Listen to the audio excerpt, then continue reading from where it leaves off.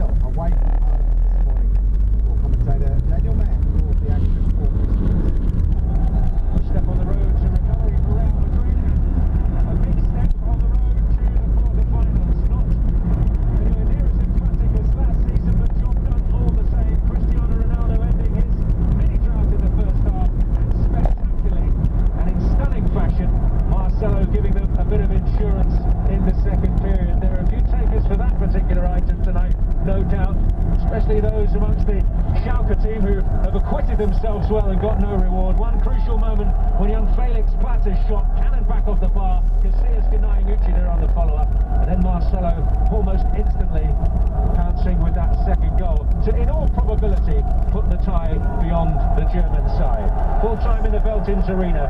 Schalke 0, Real Madrid 2. Now in the other match played this morning, Basel and Porto drew 1-1. A good result for FC Porto, who were down 1-0 for most of the match, getting a late penalty to snatch a point there, and they will take that away goal too to their second leg. Footage has emerged which appears to show Chelsea soccer fans preventing the Black Man from boarding a Paris train yesterday. BBC's Hugh Schofield reports. Paul Nolan, a British man living in Paris, began recording the scene on his mobile phone when he saw a group of Chelsea fans acting rowdily at the metro station. The fans were on a train just waiting at the platform with its doors open. A black man with a briefcase, apparently going home from work, tries to get on their coach, but repeatedly he's pushed back. Afterwards, the fans sing, "We're racist and that's the way we like it."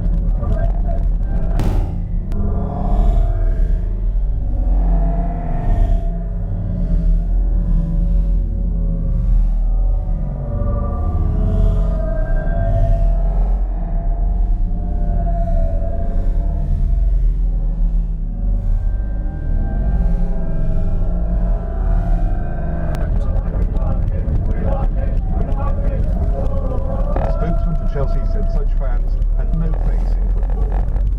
Manchester United boss Louis van Gaal has been warned about his future conduct for his comments after last month's goalless draw with Cambridge United in the FA Cup.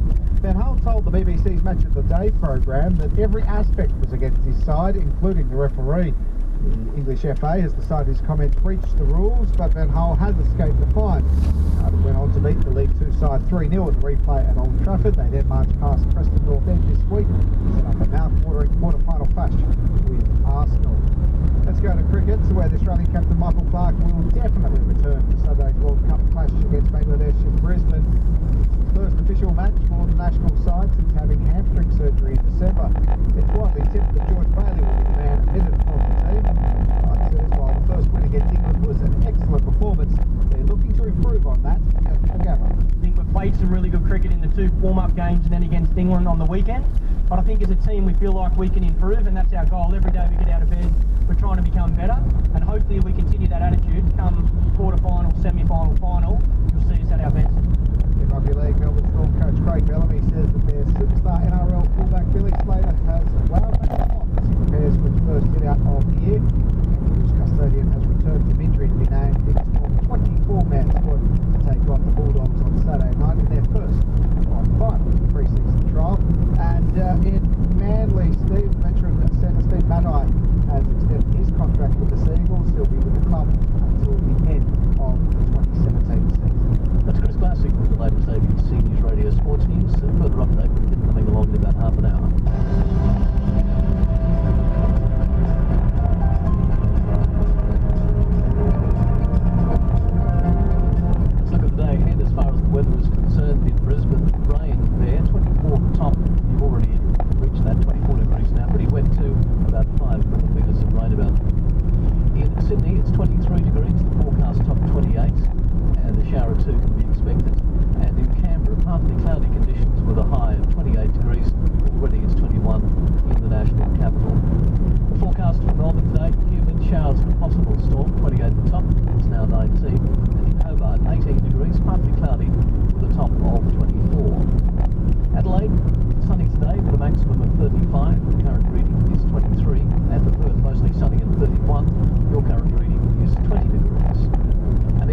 day for Darwin. A shower or two, possible storm as well. Forecast maximum of 32 degrees. At the moment in Darwin, it is already 29.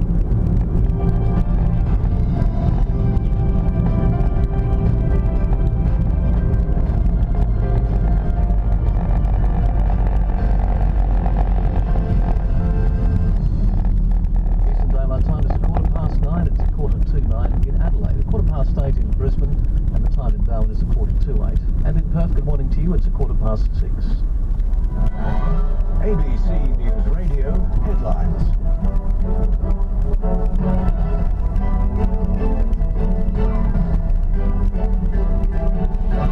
The US Court of Military Commission Review has reversed David Hicks's conviction for providing material support. Okay, welcome back, YouTubers. It's 20 degrees outside and it's 9:31. It's getting warmer.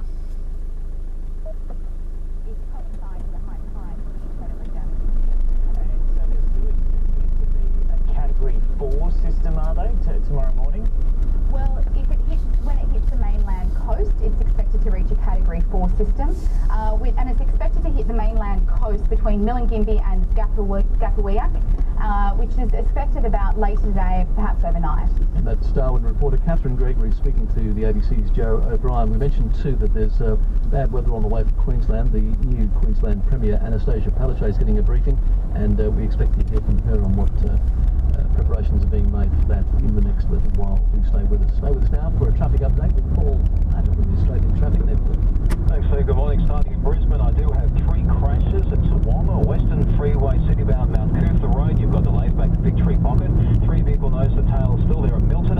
It's Hale Street, citybound Milton Road exits. Delays back to the inner city bypass. And Wooloowin, Bridge Street, northbound Marg Road, still blocked with a 2 vehicle accident. As I look towards the Gold Coast, congestion, but no incidents. Great news. Newcastle, likewise, all clear. Bath Sandgate, they're still having some issues in the Hexham area with the power. The lights are back on at Maitland Road, but just be careful, they have been intermittent this morning. As I look down towards Sydney, Dobroyd Parade is no fun at all. Haberfield to Lilyfield after a breakdown. Lewisham, there's roadworks on Old Canterbury Road, eastbound at Tooth Hill Road. They've started a little bit earlier. They're supposed to start at 10 o'clock to my understanding, but they started at 9, so there's actually lengthy delays. Car on its roof at Punchbowl on Punchbowl Road at Rose Street, only 1 lane open in both directions. ACT, we've had a pretty good morning. Melbourne, it's just been one of those days. Hawthorne, Glenferrie Road, Gardner Road still closed because of an accident. Elstonwick to Piena Highway, Glen Huntley Road a crash, and Crampton North, South Gippsland Highway at Stirling Avenue, that crash is still there. As I look towards Hobart, that's great. Looking towards Adelaide, everything's pretty good this morning. Churchill Road, Regency Road and Torrens Road through Prospect, very tightly packed. We had an incident about an hour ago. It's cleared, but unfortunately southbound it's not much fun. And as I look across towards Perth, the Mitchell, Banana, busy patches, slow patches, but normal. A lot of water lying on Guildford Road eastbound between Morrison Street and Ferguson Street. Bassendeed, I believe crews are on there to clean that one up. I'm Paul Latter. More ABC News Radio traffic in half an hour. Well, Eastern Daylight Time is 9:30. It's 9 o'clock in South Australia, 8:30 in Queensland. If you're in the Northern Territory, it's 8 o'clock and it's 6:30 in WA. ABC News Radio.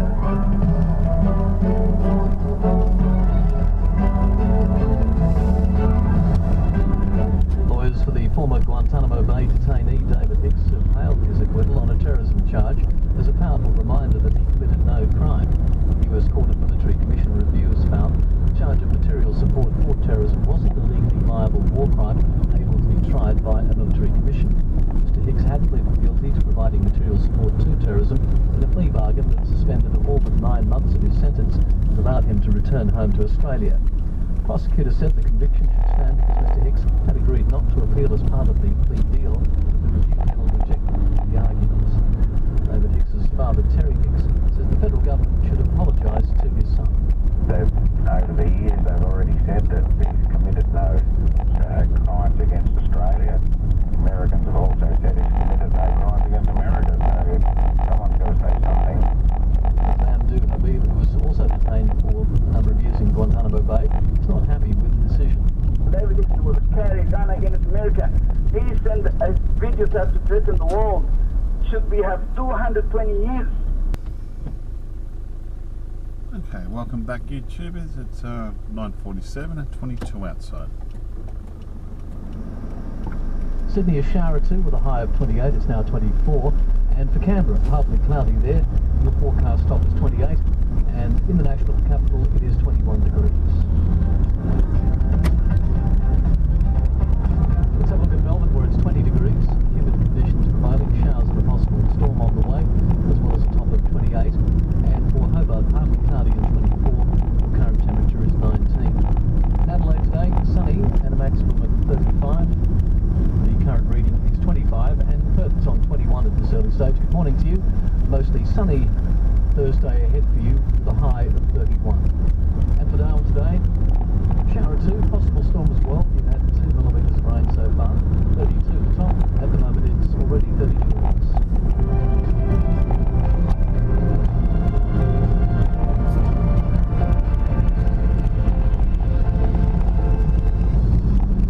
It's a daylight time on your All News Network. It's 9:45, it's 9:15 in Adelaide.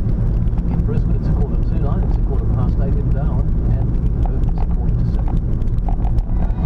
ABC News Radio headlines.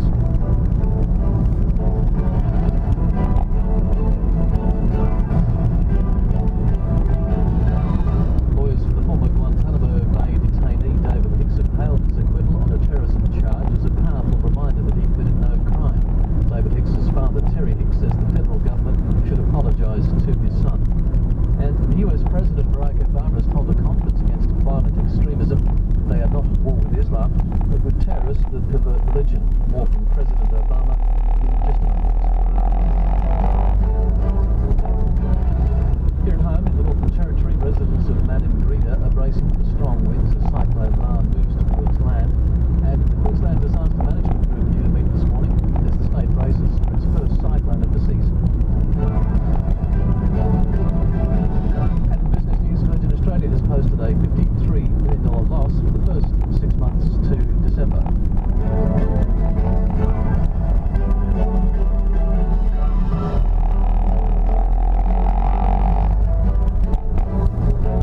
Let's take it out to Washington, where the US President Barack Obama says there is an urgent need to prevent terrorist organisations like the Islamic State group from recruiting and radicalising young people across the world.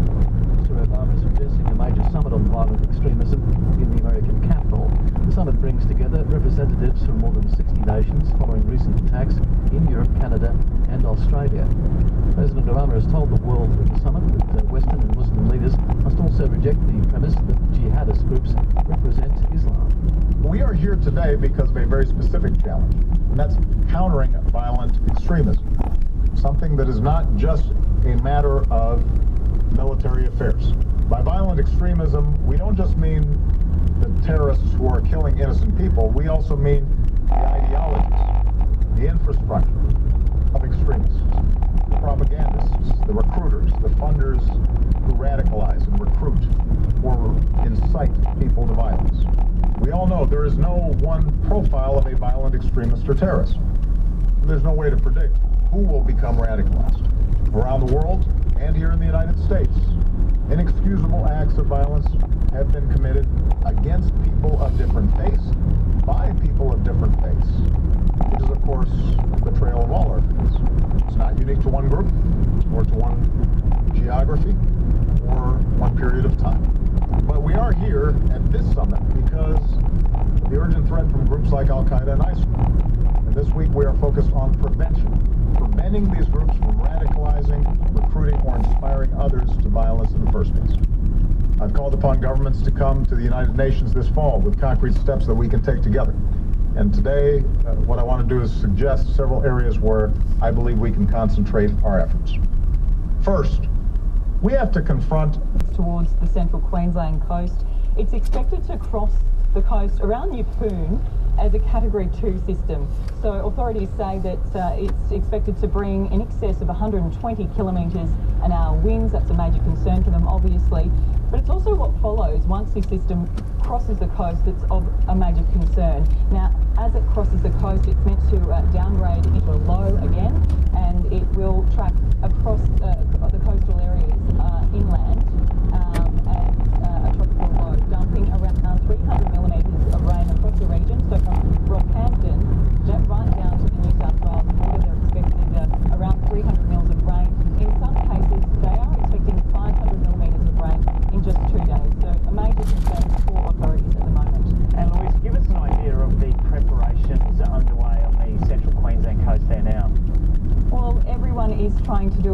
they can to secure their homes. That's the message coming out of the authorities here.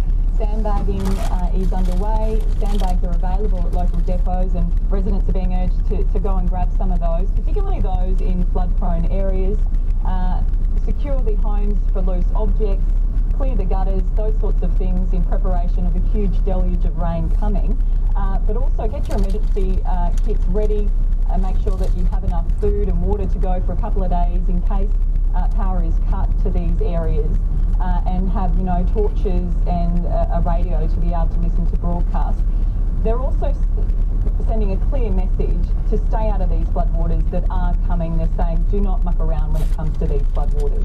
That's Brisbane reporter Louisa Redgett speaking there to the ABC's Joe O'Brien. And as you heard earlier, in the Northern Territory, cyclone Lam is making its way towards Millingimby in the top end. We'll bring you more details on the developments there. Speaking of developments, if you're listening to us in Sydney, you might be interested in this. There is apparently a very heavy police presence at the Downing Centre local court. That's in the central business district of Sydney.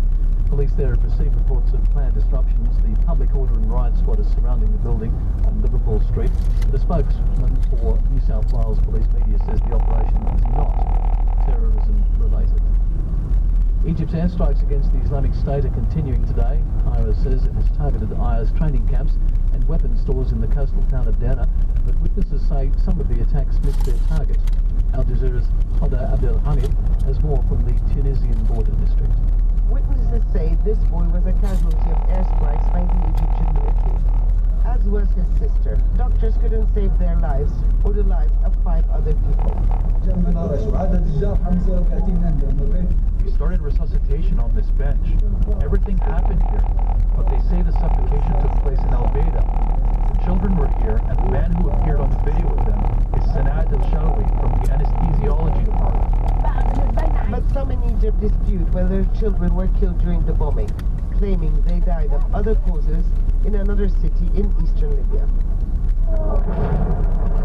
The airstrikes came after the beheading of 21 Coptic Christian Egyptian nationals who were living and working in Sirte, the hometown of former leader Muammar al-Gaddafi. The Egyptian government said the airstrikes were aimed at training camps of ISIL affiliates. Some appear to have missed their target.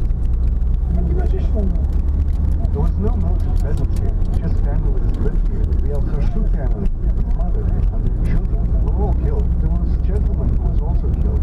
There were about 8 killed in the neighborhood, in addition to 4 who were still seriously injured. The court-appointed Tripoli-based government claims Egypt is just trying to divert public opinion from its own problems at home. We call upon the UN, the European Union and the African Union to launch an investigation regarding the video of the alleged beheading and to condemn the blatant airstrikes by the Egyptian army because it is a clear violation of Libyan sovereignty. Egypt is now demanding for UN action. France and Italy are also campaigning. They want a coordinated international effort to counter the threat. And Tunisia is worried. Security has been beefed up here at the border area. It's still unclear how strong the presence that ISIL or its affiliate groups have in Libya, but the current political and security vacuum offer the perfect breeding ground for such groups to expand.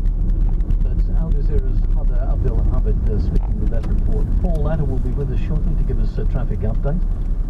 And we are obviously listening to what the Prime Minister is saying now. He's got a news conference in Launceston in Tasmania. We're listening to that. We'll bring you the details when we can. But right now, here's Paul Latta from the Australian Traffic Network.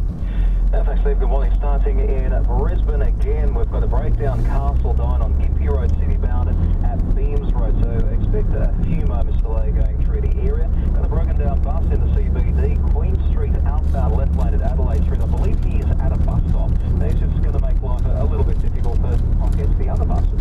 Elsewhere, broken down traffic to Walno, Western Freeway, citybound left lane, Mount Cootha Road. The lane's back to Moggle Road. I believe the heavy tows should be there soon, if not now. Gold Coast is okay. Looking towards Newcastle, you've been okay as well. Got a few issues if you are in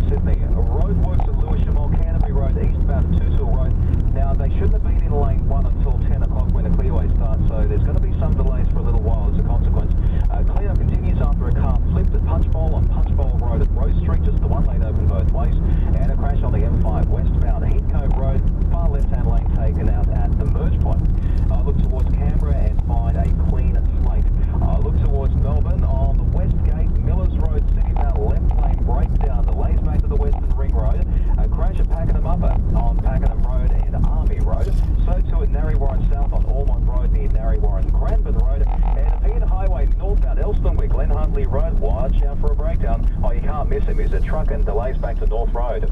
Hobart's still good, looking towards Adelaide. Unley Road, South Terrace, I'm getting a report a cyclist may have been struck. And looking across towards Perth, Mitchell, slow, Hodges to Whitford, the Quinana, not as bad, but Rowley Road to Berrigan Drive is very, very tight. Northbridge Tunnel looking good, no crash, no breakdown. I'm Paul Latter. More ABC News Radio traffic in half an hour. Thank you, Paul. We'll speak to you then. We've got a couple of seconds of our sleeve, so we'll tell you about the current national weather picture, which would be of interest to people listening to the Northern Territory as well as Queensland. Severe tropical cyclone Lama is approaching the Arnhem coast of the Northern Territory, and we're told it's causing disruptive winds and heavy rain. Tropical cyclone Marsha in the Coral Sea, that's tracking towards the Queensland coast, and allowing showers to increase. The trough is triggering showers in the southeast of Australia. So that's the overview of the weather. We're keeping a particular watch on what's happening in the Northern Territory and Queensland. Stay with us for developments there. We keep you informed of the latest developments, so stay with ABC News Radio. How do you go about proving that you actually did consume those berries? If you're getting a cluster of people who have got hepatitis A, haven't been anywhere where you'd be expecting them to contract it, but have something in common, that's how it gets identified, and then it gets traced, there's testing done and so on. Get your news now on ABC News Radio. Eastern Daylight Time is 10 o'clock, it's 9:30 in South Australia. In Queensland it's 9 o'clock, it's 8:30 in the Northern Territory, and 7 o'clock in WA. ABC News Radio.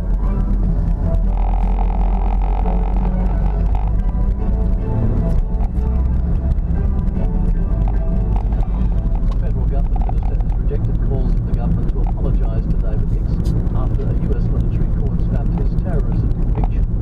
The ruling reverses what had been one of the American government's new successes, prosecuting prisoners at Guantanamo Bay, where David Hicks was held for 5 years until 2007.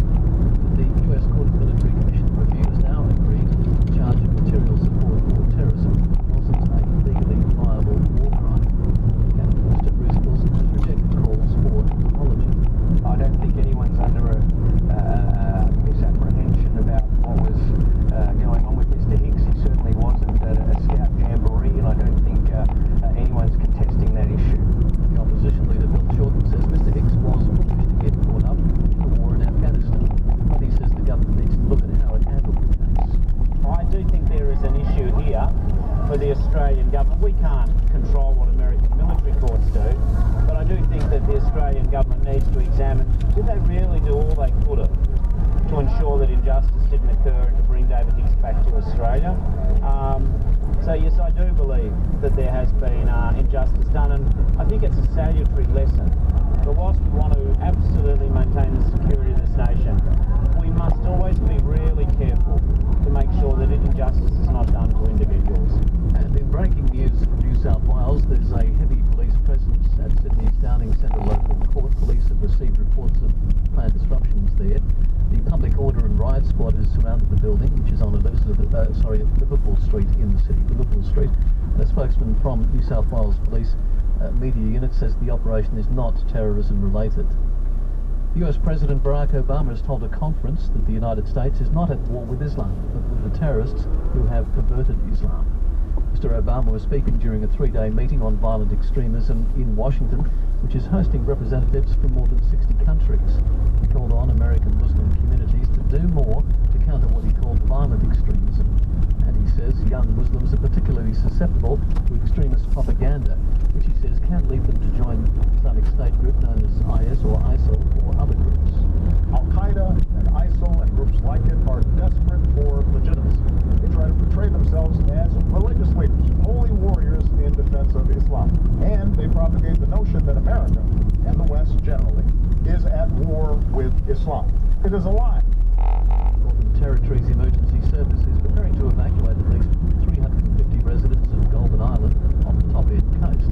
Cyclone Lam, which is now a Category 3 system, has changed tack and is now moving south-southwest towards Elcho Island and then Goulburn Island.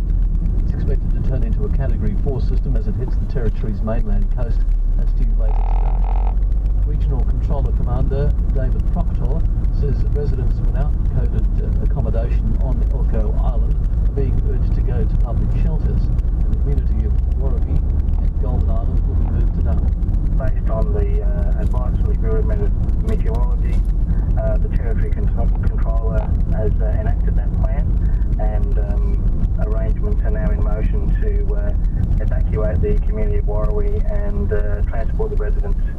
to a reception facility in Darwin. The cyclone watch for the Queensland coast has now been extended to include inland areas, as Paul Robinson reports Category 1 tropical cyclone Marsha is edging closer to the coast and is intensifying. Cyclone Marsha is 450 kilometres north-northeast of Yeppoon and heading towards the central Queensland coast. It's expected to deepen to Category 2 across the coast at Shoalwater Bay, north of Yeppoon, about 7 o'clock tomorrow morning. The Weather Bureau's Ben Blunt says the impacts will start being felt later today. We're going to get some heavy rainfall from today, particularly to the south of the system. We also have the flood watch for all of our rivers in the area. There's a cyclone warning along the coast between Mackay and Double Island Point, but it's also been extended to adjacent inland areas between Mackay and Monto. In overseas news, the Ukrainian army has withdrawn from the strategic town of Debaltseve following a sustained assault by pro-Russian rebels. The move comes just 4 days after an uneasy ceasefire came into place in the east of the country. Al Jazeera's Paul Brennan is near the city. Ukrainian wounded were taken to Artemis and spoke of running a gauntlet of fire. There are no words to describe it. Along the entire way, we were blanketed with shots. They fired at us with machine guns and grenade launchers. They used everything. We left the Debaltseve around 5 a.m. and until this morning we were constantly under targeted fire. A plane has bombarded a village in southern Niger near the border with Nigeria, killing more than 30 people. From Lagos, here's the BBC's Will Ross.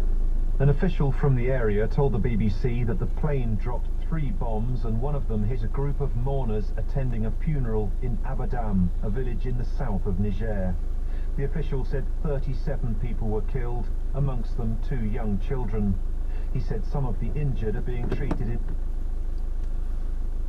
My name's Wilfred West, Wilfred's PC World, Lakeside Cottage and Loch Sport, Victoria, Australia, signing off. Thank you for watching my videos, and all comments are welcome. You all have a great day now.